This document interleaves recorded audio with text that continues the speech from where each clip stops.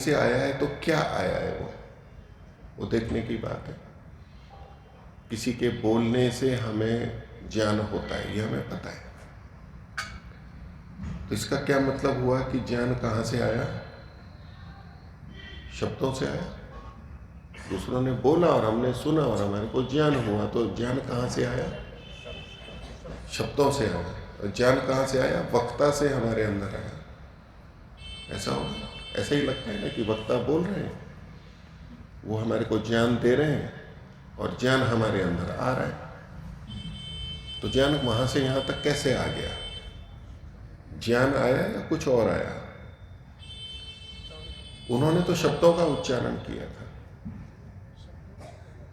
उन शब्द के साथ ज्ञान भी आएगा या केवल शब्द शब्द आए थे? ध्वनि आई, ध्वनि को आप शब्द कह लें, मनुष्य भाषा है, व्यवस्थित संस्कृत। तो शब्द आया या ज्ञान भी आया साथ में? ज्ञान भी आया। वो ज्ञान कहाँ था? वो ज्ञान कहाँ था? वक्ता में था। और हम कहाँ बैठे? दूर बैठे। बीच में से वो ज्ञान वहां से चल के यहां तक कैसे आया? कैसे आया? किस पर सवारी लेके आया? गुण, ज्ञान एक गुण है। और वैशेषिक का एक सिद्धांत है कि गुण द्रव्य में रहता है, बिना द्रव्य के नहीं रहेगा। तो हमने ये मान लिया कि वक्ता के अंदर ज्ञान है, तो वो तो अधिकरण हो गया, उसकी बुद्धि, मन, आत्मा, जो कुछ मान लिया। और अब हमारे अंदर ज्ञान आया। लेकिन ये जो बीच में आया, तो वो कौन सा द्रव्य है जिस पर ज्ञान था, जिसमें ज्ञान था और हमारे तक आ गया? आकाश। आकाश। आकाश में था। आप वैसे ही बोल रहे हैं या कुछ आधार है उसका? आकाश का गुण तो ज्ञान है ही नहीं। आकाश का गुण है ही नहीं, शब्द से आया। वैशेषिक की दृष्टि से शब्द द्रव्य है या गुण है या कर्म है? तो शब्द एक गुण है। शब्द क्या है? गुण है। और वैशेषिक का एक सिद्धांत है कि गुण में गुण नहीं रहता है। गुण में गुण नहीं रहता है, गुण हमेशा द्रव्य में रहते हैं। तो शब्द के ऊपर चढ़ करके ज्ञान आ गया, तो गुण में गुण होना ये हम स्वीकार कर रहे हैं। वैशेषिक की दृष्टि से ये नहीं बनेगा। तो वक्ता से जो हमारे तक ज्ञान आया, वो आ कैसे गया? ज्ञान एक गुण है और उसका आधार कोई है। हमें बोध हो रहा है, ये प्रत्यक्ष है कि हमें ज्ञान हो रहा है, इसमें कोई संदेह नहीं है। हम वैशेषिक की दृष्टि से ये समझ रहे हैं कि वो ज्ञान आ कैसे गया हमारे तक, वहां से यहां तक कैसे आ गया? तो न आकाश से आ सकता, न वायु से आ सकता, इनका ज्ञान गुण है ही नहीं। और शब्द से भी नहीं आ सकता, क्योंकि गुण में गुण नहीं रह सकता है। तो वहां से वक्ता से हमारे तक आया क्या? वो क्या चीज थी जो वक्ता ने की? वक्ता का ज्ञान तो अलग है। तो वक्ता ने अपना ज्ञान दिया या अपने शब्द दिए, वाक्य दिए? शब्द और वाक्य ही तो बोला। और वो शब्द और वाक्य हमने सुने, और यदि उन शब्दों और वाक्यों का अर्थ हमें पता है, उस भाषा से हम परिचित हैं, अर्थ का बोध है, तो वो शब्द उन अर्थों को उत्पन्न करने में सहायक बनते हैं, वो निमित्त बनते हैं। शब्द ज्ञान नहीं आता है। यही बात पुस्तक पढ़ने में, हम पुस्तक से ज्ञान प्राप्त करते हैं, ये कथन एक मोटे तौर पे व्यवहार में ठीक है, चलता है, कोई बात नहीं है उसमें। लेकिन जब हम करेंगे कि पुस्तक से ज्ञान हमारे में आया, ज्ञान हमारे में आया, अभी ज्ञान नहीं था, तो ज्ञान आया कहाँ से हमारे पास? पुस्तक से आया।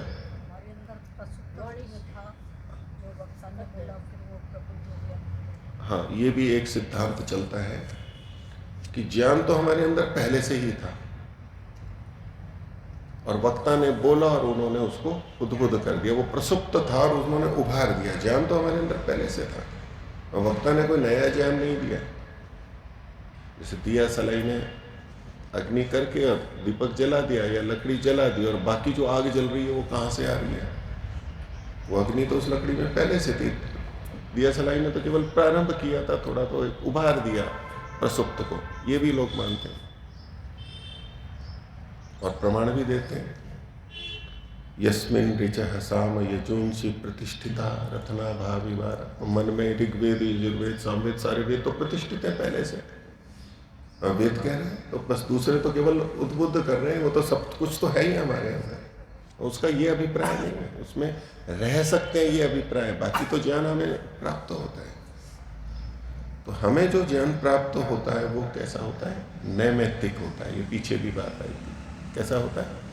नैमित्तिक, निमित्तों से प्राप्त होता है। वो शब्द से आता है, वो पुस्तक से आता है, लिखे हुए में आता है। लिखे हुए में भी तो केवल रूप ही तो देखते हैं हम। वहाँ पर जो लिखा हुआ होता है उसको हम शब्द कहते तो हैं, पर वो शब्द नहीं है जो श्रोत्रेंद्रिय से ग्राह्य होता है। उसका संकेत मात्र है, वो तो रूप देख रहे हैं हम। पुस्तक में जो शब्द है वो शब्द का की प्रतिकृति है, रूप है। वो तो हम रूप देख रहे हैं, आंखों से देखते हैं ना।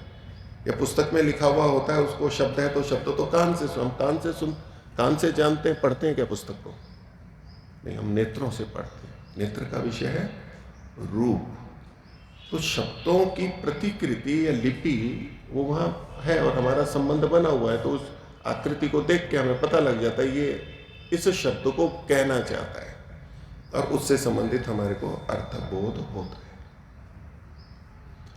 तो ये जो हमें नैमित्तिक ज्ञान होता है, निमित्त तो बहुत सारे बनते हैं, शब्द है, रूप है, और अपनी ज्ञानेंद्रियों से भी जो हम देखते हैं वो है, अनुमान करते हैं। ये प्रमाणों के माध्यम से हमें ज्ञान होता है। लेकिन ये ज्ञान कैसा उत्पन्न होता है हमारे अंदर? ज्ञान गुण आत्मा का है, आत्मा जान सकता है, बोध उसी को होता है। लेकिन ना तो पहले से पता था, लेकिन इन निमित्तों से वो ज्ञान आया, और ज्ञान बाहर से आया नहीं है, वहां से कुछ सूचनाएं आई हैं बस। और यदि उन शब्दों के साथ ज्ञान आता तो किसी भी भाषा का कोई भी शब्द जिस ज्ञान को लिए हुए होता तो सबको पता लग जाता ना। वो चाहे हलवा हो, चाहे मिठाई हो, चाहे दूध में मीठा डाला हो, किसी भी रूप में दे दो, हमें देखा हो नहीं देखा हो, जीभ पे आने पे हमें पता लग जाता है ना, जैसे कि मीठा है। ऐसे ही यदि ज्ञान भाषा से आ रहा होता तो सबको किसी भी भाषा से ज्ञान हो जाना चाहिए था, लेकिन होता नहीं है। जिसने उस भाषा को समझा है, शब्दार्थ संबंध बन गया, बनाया जाता है, वो भी अपने आप नहीं होता है, हम अपनी दृष्टि से बोले तो ये जो ज्ञान गुण है ये उत्पन्न हुआ। अब वहां ये युक्ति नहीं लगे कि ये कहीं से आया है।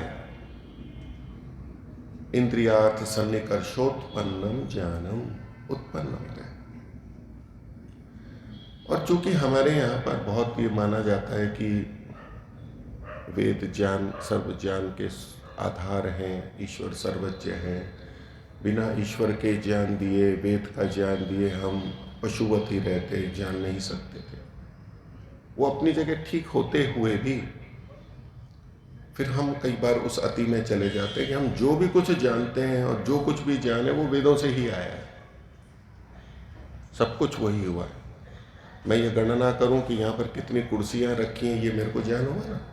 आपको भी ज्ञान हो रहा है, मंच पे कितने लोग बैठे हुए, ये ज्ञान है या नहीं? ज्ञान है या नहीं है?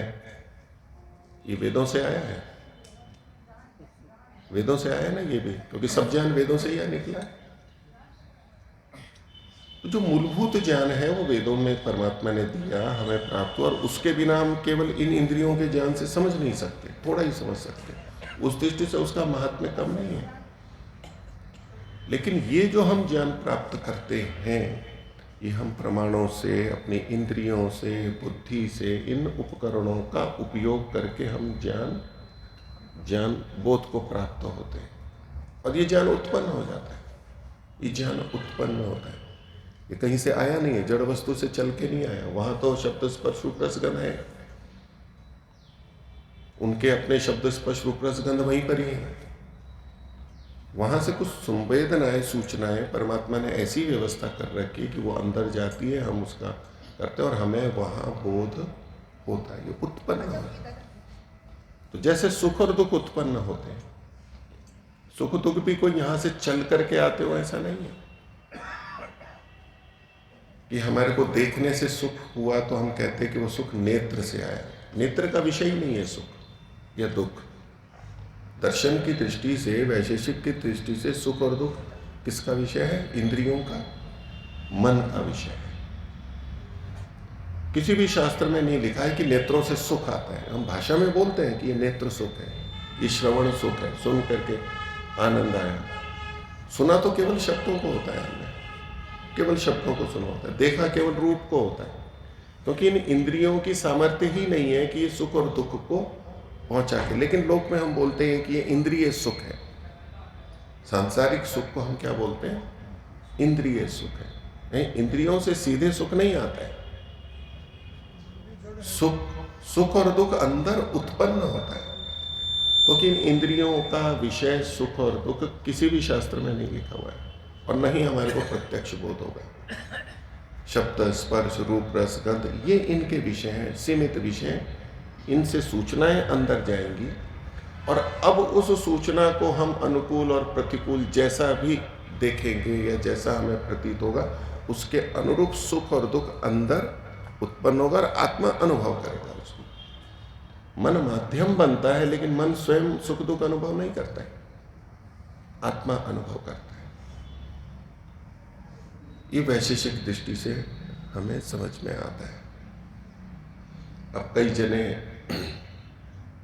जब द्रव्यों की चर्चा चलती है तो आत्मा को नित्य मानते हैं, हम भी और सब भी, दूसरे भी। फिर वो कहते हैं कि नहीं, ये जो सुख और दुख यदि आत्मा को हो तो फिर तो आत्मा परिवर्तनशील हो गया,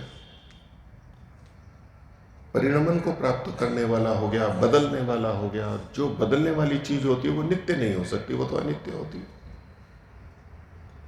क्योंकि प्रकृति में जिसमें बदलाव होते हैं, परिवर्तन होते हैं, वो अनित्य देखी जाती है। इसलिए ये जो सुख और दुख है, ये मन तक ही है, मन के ही है, आत्मा के नहीं है। क्योंकि आत्मा का स्वीकार करते ही उनके मन में आता है फिर तो अनित्य हो जाएगा। नित्य तो मानना ही है आत्मा को, ये उनको समझ में आया हुआ है। नित्य दर्शन भी मानते हैं, लेकिन जो सुख और दुख की अनुभूति है, महर्षि दयानंद ने जो लिखा और शास्त्र भी कहते हैं, वो तो चेतन को ही होगी। पर उनको इसमें समस्या होती है कि अगर सुख दुख आत्मा का मान लिया, अनुभूति आत्मा की मान ली, तो वो अनित्य हो जाएगा।